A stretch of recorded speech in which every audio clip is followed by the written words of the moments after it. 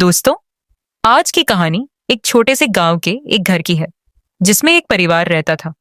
उस परिवार में एक माँ, एक पिता और उनकी दो बेटियां राधा और रेशमा थीं। राधा बहुत आज्ञाकारी और संस्कारी लड़की थी। उसका स्वभाव शांत और मददगार था। वह सबसे प्रेम से बात करती और सबका काम करती। वहीं रेशमा थोड़ी अकड़ू और नकचड़ी थी। किसी का काम नहीं करती थी और बहुत जल्दी गुस्सा हो जाती थी। एक बार गर्मी की छुट्टियों में राधा ने अपनी नानी के घर जाने की इच्छा जताई और अपने माता पिता की आज्ञा लेकर नानी के घर के लिए निकल पड़ी। रास्ते में राधा एक कुएं के पास से गुजरी। तब कुआं राधा से कहता है, बेटी, मेरे पास जो ये पत्थर पड़े हुए हैं, इनकी वजह से कोई मेरे पास नहीं आता। क्या तुम ये पत्थर हटा दोगी? जी बिल्कुल।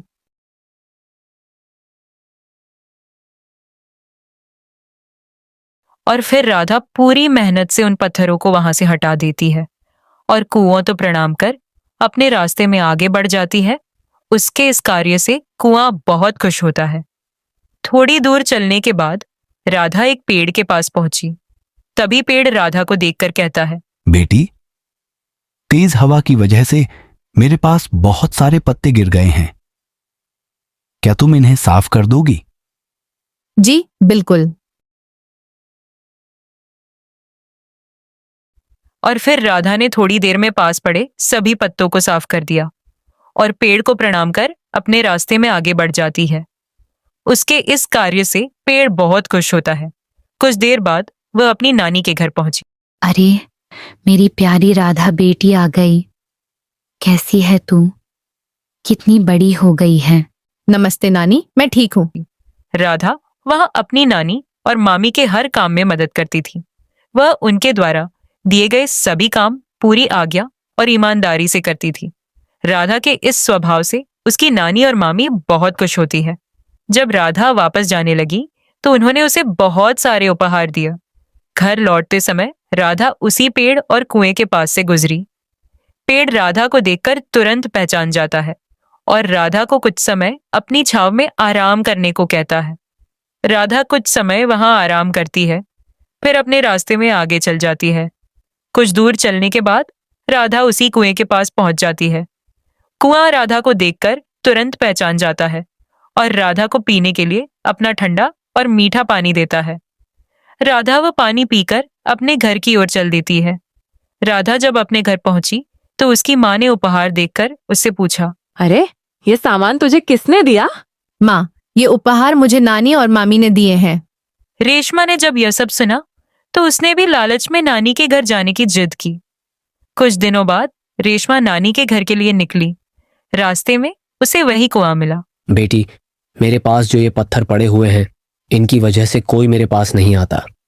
क्या तुम ये पत्थर हटा दोगी? मैं अपना समय तुम्हारे पत्थर हटाने में क्यों बर्बाद करूं? कुछ दूर चलने के बाद रेशमा उसी पेड़ के पास पहुंची। बेटी, तेज हवा की वजह से मेरे पास बहुत सारे पत्ते गिर गए हैं। क्या तुम इन्हें साफ कर दोगी? मैं अपना समय तुम्हारे पत्तों को साफ करने में क्यों बर्बाद करूं? रेशमा नानी के घर पहुंची, लेकिन उसने वहां किसी का काम नहीं किया।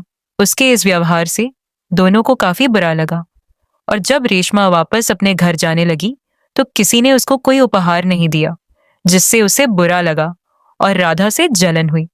वापसी में घर के रास्ते पर रेशमा उसी पेड़ के पास पहुंच जाती है और गर्मी तेज होने के कारण वहां रुककर थोड़ा आराम करने का सोचती है और कहती है, क्या मैं थोड़ी देर तुम्हारी छांव में आराम कर लूं? नहीं, मैं तुम्हें यहाँ आराम नहीं करने दूंगा। यहाँ से चली जाओ। रेशमा को काफी बुरा लगता है और वह आगे चल देती है। चलते चलते उसे प्यास लगने लगती है और वह कुएं के पास पहुंच जाती है और कहती है, मुझे प्यास लगी है। क्या मैं तुम्हारा पानी पी लूं? नहीं, मैं तुम्हारे जैसे व्यक्ति को अपना पानी नहीं दूंगा। रेशमा को काफी बुरा लगता है और वह आगे चल देती है। रेशमा जब खाली हाथ वापस लौटी तो उसने अपनी माँ से शिकायत की। राधा ने रेशमा को उसकी गलती समझाई। तुमने किसी की इज्जत नहीं की और ना ही किसी का काम सुना, जिससे तुम्हारे साथ यह हुआ। वहीं मैंने सबकी बात मानी और सबका काम किया, इसीलिए मुझे यह सब मिला। रेशमा को अपनी गलती का एहसास हुआ और उसने अपने स्वभाव में बदलाव किया। तो दोस्तों, इस कहानी से हमें यह सीख मिलती है कि बड़ों की इज्जत करने और अच्छी आदतों से हमारा सब कुछ अच्छा होता है और हमें हमेशा इज्जत मिलती है। इसलिए बड़ों की बात माने और अच्छी आदतें अपनाएं। यह कहानी आपके लिए लेकर आए हैं सीखदार कहानियां। मिलते हैं अगली बार एक और प्रेरणादायक और मजेदार कहानी के साथ।